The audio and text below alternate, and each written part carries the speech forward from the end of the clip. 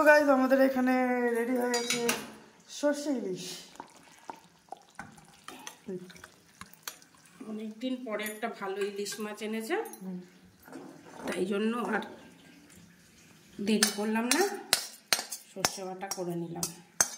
ঠিক আছে, দেখো একটুখানি এদিক ওদিক হলেই মাছ ভেঙে যায়। তার কি বলে এই দেখো ভেঙে গেল। যাই হোক, ঠিক আছে, পেটেই তো যাবে ভেঙে ভেঙে, কিন্তু ওই দিতে গেলে খারাপ লাগে, এই আর কি। চলো চলো, মতো রান্না বান্না কমপ্লিট। আর তোপসে ফ্রাইটা করব, এই যে দেখো তোমাদের দেখাই। তোপসে ফ্রাইটা করবো, এই দেখো শর্ট ভিডিওতে দেখবে কি কি দিয়েছি। আর এখানে তোপসে ফ্রাই আছে, যখন খাবো একদম গরম গরম করব। তো আমরা ভাবছি এখন আপাতত 3 টুকরো মাছ আর কি মানে খাবো, আর 4 টুকরো মাছ আমি এখন রেখে দেবো, আবার পরে করব। 3 জনে 3টে মাছ খাবো। এই যে লন্ড্রি এসছে, তো লন্ড্রিটা এখন সব আলমারিতে রাখবো। তো চলো।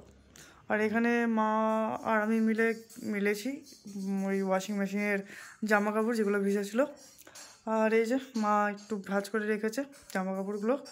চলো। তো এই যে তোপসে ফ্রাই হয়ে গেছে, চলো খেয়ে দেখবে আদিত্য।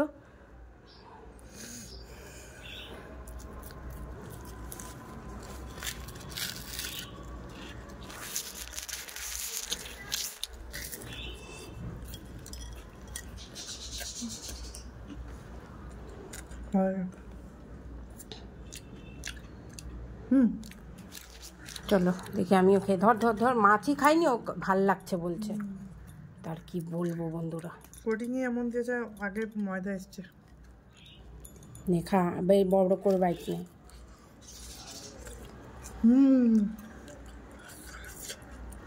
চলো আমিও খাই। পড়ে গেল। এই যে তোপসে মাছ ফ্রাই করে নিয়েছি বন্ধুরা। ও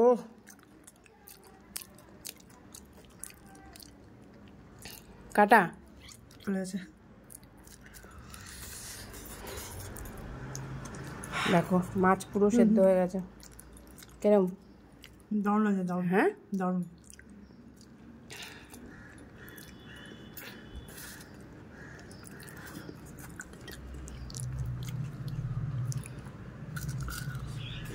খা খা। ডিম আছে, যে ডিম আছে।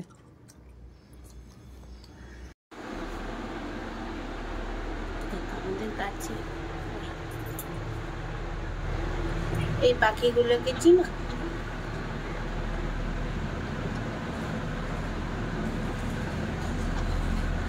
ভর্তি আছে।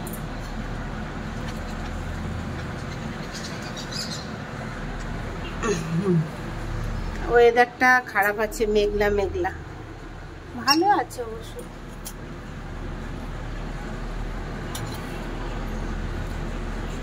গাছের কালারের সাথে একদম মিশে গেছে।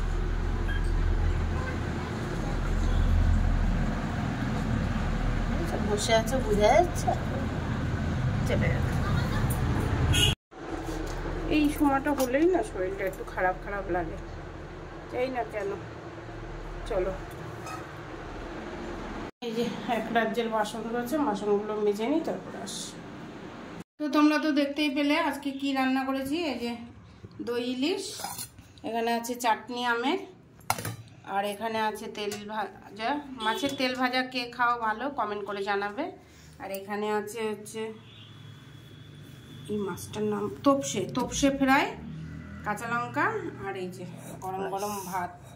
ঠিক আছে, চলো খেয়ে নিই দুপুরের খাওয়া দাওয়া। আজকে সানডে স্পেশাল দই ইলিশ, ঠিক আছে, আর তোপসে ফ্রাই। এই জীবনে প্রথম খাবো, অনেক বলেছি আনেনি, তা কি করবো, জীবনে প্রথম খাবো। তো এবার তো এনেছে।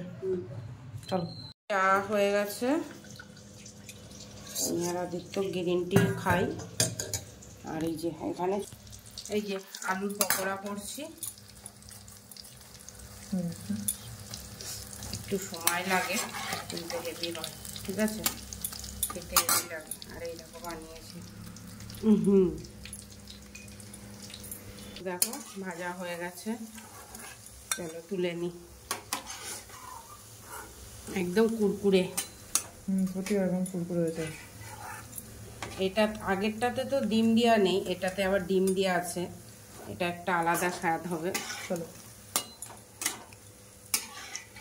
গুড মর্নিং বন্ধুরা, welcome back to Sharmila family blog. দেখো নানান রকমের গাজর, ক্যাপসিকাম, বিনস, টমেটো, ডিম, কাঁচা লঙ্কা, পেঁয়াজ সব দিয়ে বসিয়ে দিয়েছি সকালের টিফিন। আর এখানে হচ্ছে আদিত্যর ডিম সিদ্ধ 4টে। আর এই যে আমি তোমাদের শর্মিলা, এখন এর ভেতরে ওটস মিশিয়ে দেবো।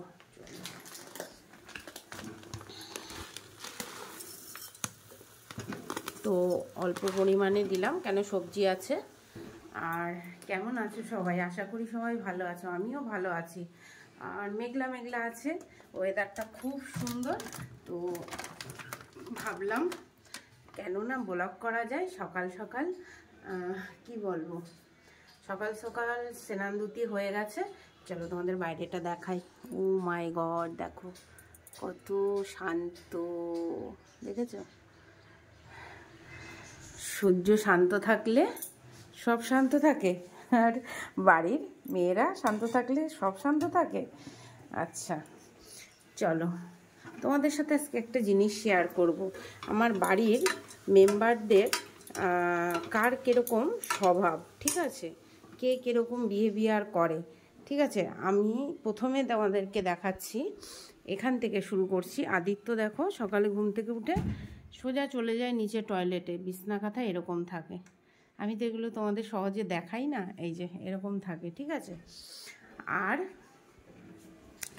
যখন ভাত খায় তখন এঁঠো থালাটা এনে, মানে বেশিরভাগই দিন ভাত ভূত এঁঠো দিয়ে রেখে দেয়। আমি তো এগুলো পরিষ্কার করে রেখেছি, তাই না, ঠিক আছে।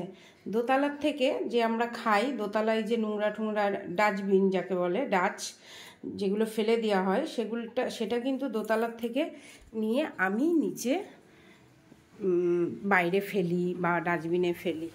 তো যাই হোক, এখন ওটসটা বসিয়ে নিই, তারপরে তোমাদেরকে একটা জিনিস দেখাবো।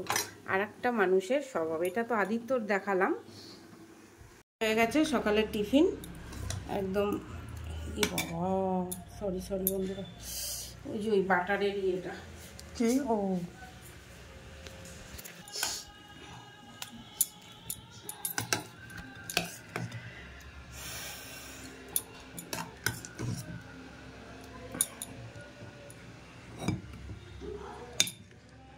গাজর রেখে দিই, তাহলে একটু খেতে পারবে, ব্যাস। তো এই যে আমাদের সকালের টিফিন। আর এদিকে দেখো, এদিকে চা বানিয়ে নিয়েছি। আমি তো আগে চা খাবো, থাইরয়েডের ওষুধ খেয়েছি, আজকে আর টনিকটা খেলাম না। টনিকটা সপ্তাহে 3 দিন 4 দিন খাবো। চাটা তো খেতেই হবে, চলো। চা না খেলে আমার একদম ভালো লাগে না, সে কেউ খাক আর না খাক। আমি বানাই বেশি হলেও বিকালবেলা, সকালে বানাই বিকালেও খাই। গ্রিন টি রেখে দিয়ে কিছু হয় না, আরও ভালোই হয়। আর চলো খাই। আর আজকে কালকে রয়েছে হচ্ছে তোমার মাছের ঝোল রয়েছে 2 রকম, আর ডালও আছে, চাটনিও আছে। কিছু বানাবো না, কিন্তু এখন বাজারে যাব ওদের ওই গিনিপিগগুলোর জন্য, কি যেন কলমি শাক আনবো, আর দেখি কিছু পেলে আনবো। আর কাজও আছে একটু ব্যাংকে, তো সাথে থাকো। সারাদিন কি করছি এই দেখো। 4 দিন ধরে, 4 দিনেরও বেশি, 5 দিন হয়ে গেল, 5 দিন ধরে একটা মানুষ খাচ্ছে। আর এই যে রান্নাঘরে বুঝতে পারছো কিরকম গন্ধ হচ্ছে? হ্যাঁ, একটা মানুষ খাচ্ছে, একটা মানুষ নিচে খাচ্ছে, আমরাও খাচ্ছি না, ছেলেও খাচ্ছে না, আমাদের কাউয়ের এঁঠো নেই এখানে। একটা মানুষ 4 দিন ধরে 5 দিন ধরে খাচ্ছে। এই যে 4 দিনের এখানে, আর এই যে কালকে আবার খেয়েছে, আবার এখানে করেছে, তাও বাইরে নিয়ে ফেলতে পারছে না। এই হচ্ছে আমার স্বামীর স্বভাব। সে আবার আমাকে বলে অ্যাডজাস্ট করতে শেখ। অ্যাডজাস্ট করতে পারিস না? এইটা হচ্ছে আমার রান্নাঘর, গন্ধে টিকা যাচ্ছে না।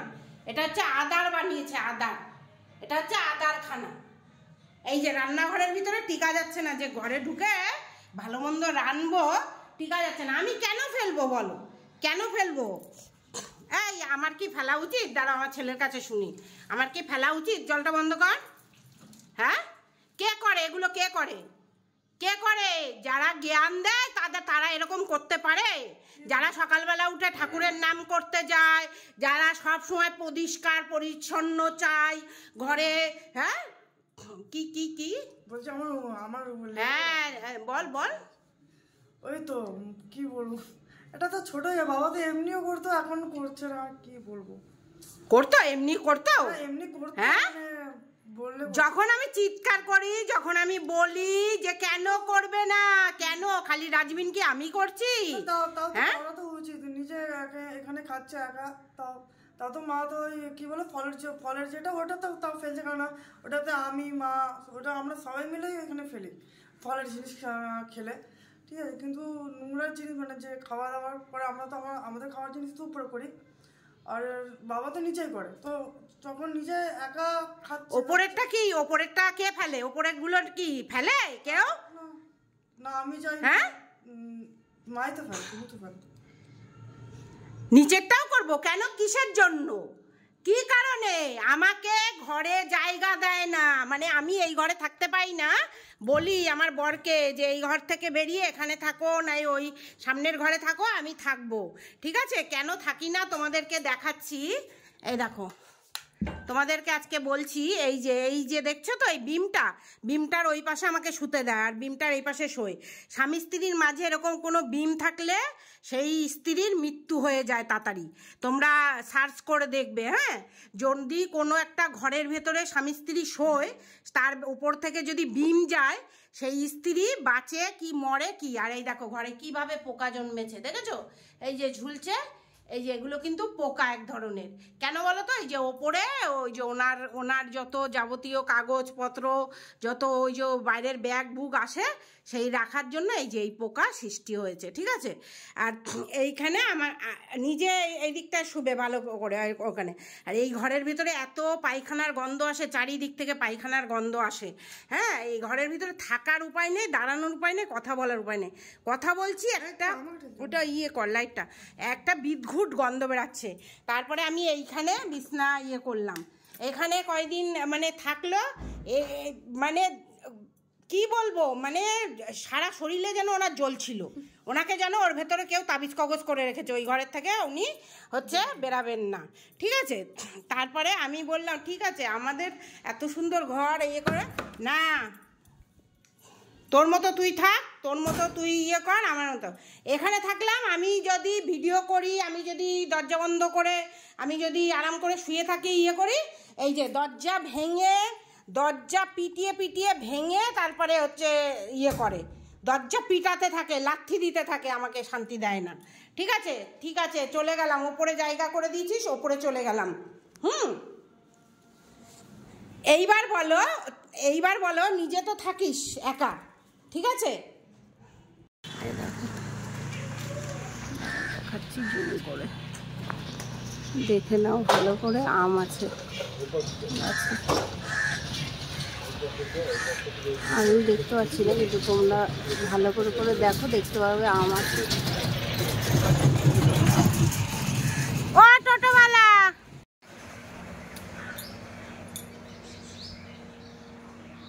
তো বন্ধুরা বাজার থেকে বাড়ি এসে গেছি। চলো আমি যে কাজটা পছন্দ করি সেটা করে নিই, আর তোমাদের সাথে একটু শেয়ার করে দিই। এই দেখো, এই গাছগুলো এনেছি, আর জল পড়ছে, বন্ধ করে নিই।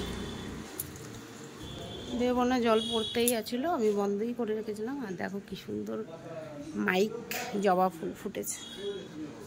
আর এই যে মাটি এনেছি, এখন মাটিটা এই টপে দেবো, কিছুটা গাছ এখানে লাগাবো। আর যেগুলো কিনে রেখেছি ওগুলো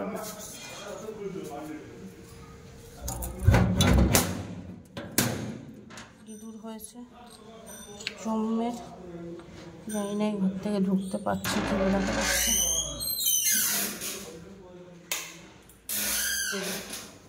এইগুলো কিনেছি, এগুলোর ভেতরে গাছ লাগানো হবে। ঠিক আছে।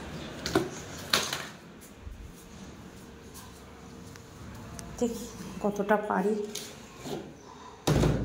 বড়গুলোতে সবজি আর ছোটোগুলোতে লাগাবো গাছ। ঠিক আছে, চলো তো মাটি ভরে নিই, তারপর আসি। কি করছো? এই যে তোর বাবা আম এনেছিল, সেই আমগুলো এখন বানাচ্ছি। কত কষ্ট হচ্ছে, বটিটা নিচে আর আনতেও ইচ্ছা করছে না, এই চাকু দিয়েই চেষ্টা করছি। এই কটা করেছি, এত আম হচ্ছে নষ্ট হয়ে যায়, তাই জন্য করে নি। হাঁপিয়ে গেছি। এই যে তোর বাবা আম এনেছে, এই আমগুলো এখন বানালাম। এই যে এক বাটি বানিয়েছি। যা কষ্ট হচ্ছে না, বটি নেই তো নিচে, বটিটা ওই চাকু দিয়েই করলাম, যেটুকু পেরেছি করেছি। তো চলো এবার আমের আচার করব। তো এই যে আম বানিয়ে হচ্ছে চিনি দিয়ে মেখে রেখেছিলাম। কড়াই গরম হয়ে গেছে, কড়াইতে দিয়ে দিলাম অল্প করে তেল। এই সব আমের চাটনিতে বেশি তেল দিতে হবে না, অল্প তেল দিলেই হয়ে যায়। ঠিক আছে, এরপরে দিয়ে দেবো হচ্ছে 5 ফোড়ন। পয়সা দিয়ে কিনে আনে কি করব বলো, ফেলেও দিতে পারছি না। এই আম হচ্ছে কাটতে যা কষ্ট হলো, আমি জানি আর একমাত্র ভগবান জানে। এখন ওই নিচু হয়ে বসতে পারি না, না পা হাত করে বসতে পারি না। 2-1টা হয়, উপরে কেটে নিলাম, হয়ে গেল। এতগুলো আম দাঁড়িয়ে দাঁড়িয়ে করতেও কষ্ট হয়। এই যে দিয়ে দিলাম 5 ফোড়ন আর হচ্ছে সর্ষে। এবার দিয়ে দেবো আম দিয়ে চিনি দিয়ে মাখা ছিল ওটা। একবারে আম দিয়ে চিনি দিয়ে মেখে রেখেছিলাম। এর ভেতরে এখনো নুন দেবো, হলুদ দেবো, আর হচ্ছে এই এতেই হবে, মানে এই চিনির জলেই হয়ে যাবে, কোনো এক্সট্রা জল দেবো না। ঠিক আছে, চলো আস্তে আস্তে হোক। এবার চিনিটা আস্তে আস্তে মেল্ট হয়ে পরে লবণ দেবো। লবণ আগে থেকে দিলে কি বলো তো, হচ্ছে বেশি জল ছেড়ে যাবে, ওই জন্য একটু হয়ে নিক, তারপরে লবণ দেবো। তোমরা জানোই আগেও করেছি আমের চাটনি এইভাবে। এই যে করার পরে কিন্তু এরকম হবে, পুরো একদম দেখো এখানে দেখ, আমের একদম এই যে জেলির মতো। ঠিক আছে, বিয়েবাড়ির মতো। ব্যাস আর কি, হয়ে যাওয়ার পরে তোমাদের সাথে ফটো শেয়ার করে দেবো। ঠিক আছে।